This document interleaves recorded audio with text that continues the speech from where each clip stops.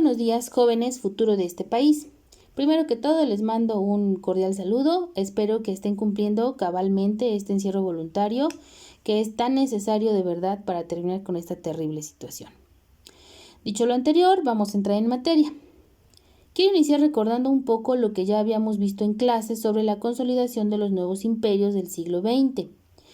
Recordemos primero al imperio norteamericano, que gracias a la doctrina Monroe le permite expandir sus intereses comerciales.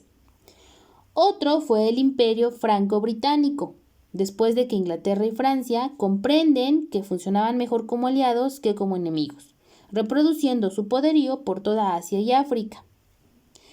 Posteriormente vimos al imperio zarista, lo que ustedes hoy identifican como Rusia, después de haber iniciado su propia revolución industrial a pesar de sus constantes derrotas militares. Otro imperio que también abordamos fue el imperio austrohúngaro, que fue admitido como una monarquía dual gracias a sus importantes puntos comerciales. Otro imperio fue el imperio otomano, también determinado como Turquía, que fue el único sobreviviente de las potencias musulmanas. Vimos también el imperio italiano, fundado en el nacionalismo sentimental de la antigua Roma, y finalmente el imperio alemán, naciente como una monarquía militar llamada el Segundo Reich. Bueno, dicho lo anterior, entendamos que estas alianzas estuvieron perfectamente definidas y protegidas por la dignidad de los nuevos estados encaminados a ser reconocidos como las economías globales del momento. Este ego nacionalista los orilló únicamente a esperar un conflicto armado de manera inminente. Entonces, entendemos que de 1905 a 1914 se vivió el periodo llamado de paz armada, en que todos los imperios antes nombrados procuraron acumular la mayor cantidad de armamento posible, rivalidades y, por supuesto, sumieron a las colonias en maquilas masivas de los insumos indispensables para un enfrentamiento de esta magnitud. Es decir, los grandes imperios obligaron a sus colonias a fabricarles todos los productos que iban a necesitar en una guerra. Situación que las colonias no pudieron evadir gracias al sistema político de colonialismo, en que les imponían resistir las intenciones imperialistas de los más poderosos. Dicho esto, y ante este tenso ambiente generalizado de rivalidades, se produjo la expectativa de un hecho que pretextara el inicio del enfrentamiento, es decir, necesitaban un evento detonante, lo cual, ustedes saben perfectamente, lo fue el asesinato del archiduque Francisco Fernando. Este asesinato se da el 28 de junio de 1914, en el cual el heredero al trono de Austria, a pesar de las amenazas que recibió por la inconformidad de la reciente dominación de Austria sobre el territorio serbio, imprudentemente, él ignora estas amenazas y realiza una visita oficial específicamente en la provincia de Sarajevo, en compañía de su esposa Sofía Chotek.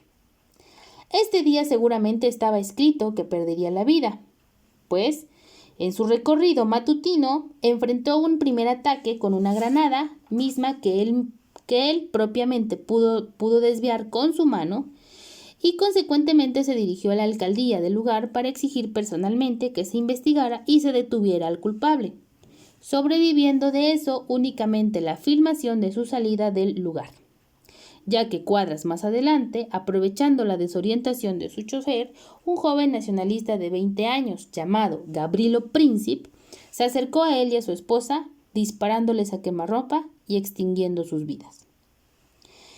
Este acto de nuestro juvenil terrorista lo realizó en defensa de su orgullo nacional. Sin embargo, muy lejos estuvo de adivinar que desataría el conflicto bélico mundial que cobró la vida de aproximadamente 16 millones de personas.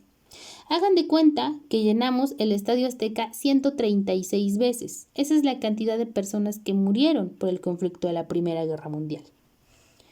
Consumado el asesinato, del archiduque, el emperador de Austria, Francisco José I, tío de Francisco Fernando, exigió la entrega de los asesinos, a lo que Serbia respondió que el responsable era uno y ya estaba en prisión. Sin embargo, el imperio buscaba la terminación del movimiento nacionalista llamado la Mano Negra, en que militaba el ejecutor del homicidio, petición a la que Serbia se negó terminantemente, a lo que el imperio exigió les permitieran entrar al territorio para ser ellos mismos quienes lo capturaran. Nueva petición que ante los ojos de Serbia resultó ridícula y por consiguiente se niega nuevamente, lo que dispara el conflicto, es decir, la declaratoria de la Primera Guerra Mundial. Esta declaratoria se emite el 28 de julio de 1914 y lo vamos a poder dividir de la siguiente manera. Tienen en sus pantallas el esquema a grosso modo de lo que ocurrió durante el conflicto de la Primera Guerra Mundial. Nótese que vamos a hablar ahora en la parte izquierda donde dice bandos.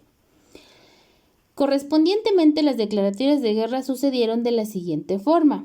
Austria-Hungría le declara la guerra a Serbia y Rusia, que era su aliado, le declara la guerra al Imperio Dual. Momento que aprovecha Alemania, aliado de Austria-Hungría, para declarar la guerra a Rusia y a Francia, por ser también sus competidores. Este hecho no puede ser tolerado por Gran Bretaña y en apoyo a Francia declara la guerra a Alemania. ¿Sí? Bueno, esto involucra de manera inmediata a todas las colonias pertenecientes a los imperios, sumiendo entonces a todo el continente euroasiático africano en la guerra, bajo el principio el enemigo de mi amigo es mi enemigo. ¿Sí?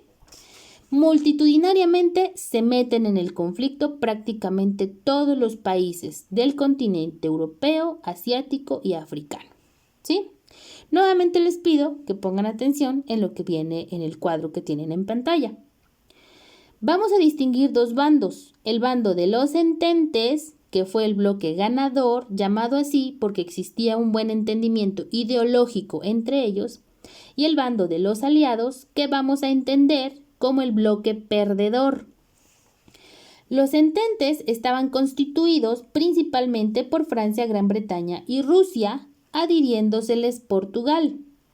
Y en el bloque de los aliados podemos ver a los imperios centrales, es decir, Alemania y Austria-Hungría principalmente, adhiriéndoseles Turquía, Bulgaria e Italia. Es importante detallar que para 1915 Italia y Bulgaria abandonan a los aliados, permitieron la invasión a Serbia y se consolidan bajo el bloque de los ententes, es decir, los imperios centrales se quedan solos. Vamos a detallar un evento realmente conmovedor que se da dentro de este gran conflicto, que fue la tregua de Navidad, ocurrida la Nochebuena de 1914, en que los soldados, cansados de enfrentamientos y nostálgicos por extrañar sus hogares, convinieron parar por esa noche las hostilidades. Un soldado alemán logra atravesar la zona de la muerte entre ambas trincheras. A su llegada, al lado contrario, ofrece como prenda una rebanada de pan de chocolate, logrando ser escuchado por todos los oficiales de menor rango, lo que muy a pesar de los comandantes, logró cesar el fuego por esa noche.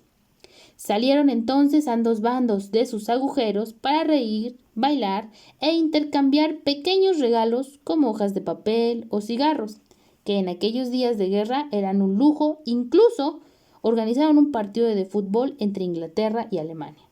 Consiguieron por un momento olvidar que eran rivales, para al día siguiente cumplir con sus encomiendas nacionales, reanudándose el fuego y matándose entre ellos.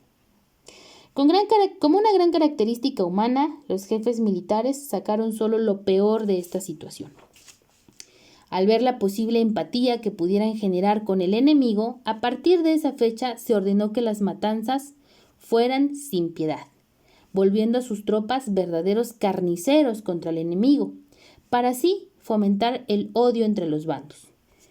Y una situación así nunca volviera a ocurrir, pues ponían en peligro los intereses del imperio.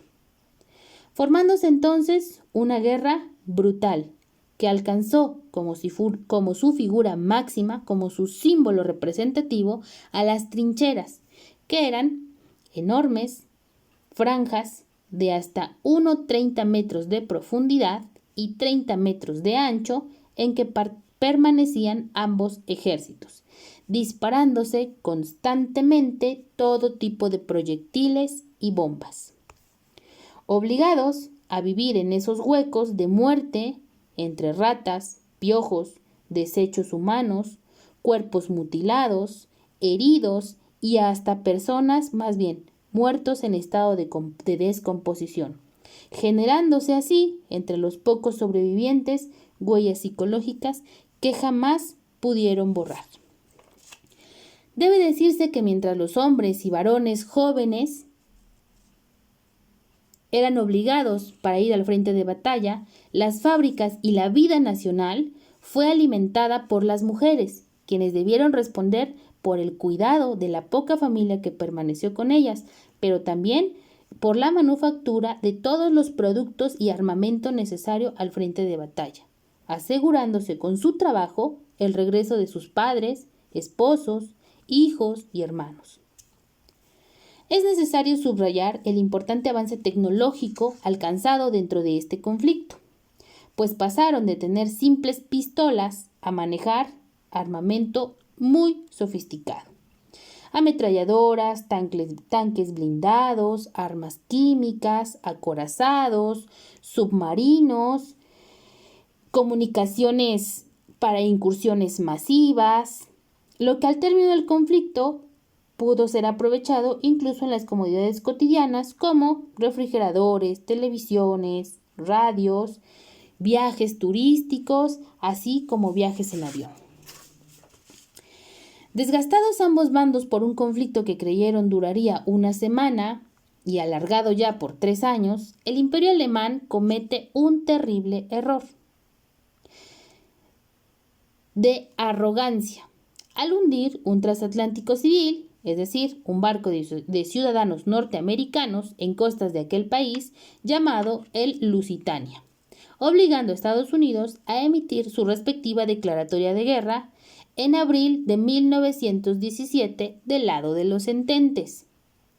Es importante detallar cómo esta intervención norteamericana proveyó al conflicto de nuevas expectativas para ambos bandos, pues se trataba del país que concedió a las potencias toda la manufactura necesaria para su defensa, lo que lo había colocado en una posición económica privilegiada sin el menor desgaste militar, lo que definitivamente perjudicó al lado de los aliados, y comenzaron a perder batallas importantes, mermando no solo sus reservas de armamento, vestido y alimento, sino también el ánimo de sus ejércitos. Es irónico decir en este punto que México, sin haber intervenido en el conflicto de manera directa, fue una pieza primordial para la terminación de este, cuando la necedad alemana por invadir Estados Unidos los llevó a buscar la colaboración de nuestro país, aprovechándose de la herida sangrienta, es decir, todavía palpitante, de la pérdida de más de la mitad de nuestro territorio. Resulta que una comitiva alemana llegó a nuestro país buscando usar no solo el libre paso hacia Norteamérica, sino también los dos grandes ejércitos de la época revolucionaria, el ejército del sur y el ejército del norte, bien conocidos por valientes y arrojados, con la promesa de darnos armamento, municiones y dinero, y concediéndonos al término de la invasión la devolución del territorio arrebatado. Tales negociaciones, debo aclarar, se sumergen a través de las intenciones alemanas, primeramente con Victoriano Huerta, el que tienen en pantalla. De manera inmediata, Victoriano acepta, pero al ser arrojado de la presidencia, perseguido y encarcelado, posteriormente fusilado, le fue un poco imposible cumplir con lo pactado. El segundo intento se produjo con Francisco Villa, líder del Ejército del Norte, los Dorados, quien también sin vacilar aceptó el arreglo, exigiendo de forma inmediata armamento, municiones y financiamiento para poner manos a la obra. Pero una vez que los recibe, se limitó a decir: como no recuerdo haber firmado ningún papel, aquí vámonos despidiendo, que tengo mi propia guerra que pelear.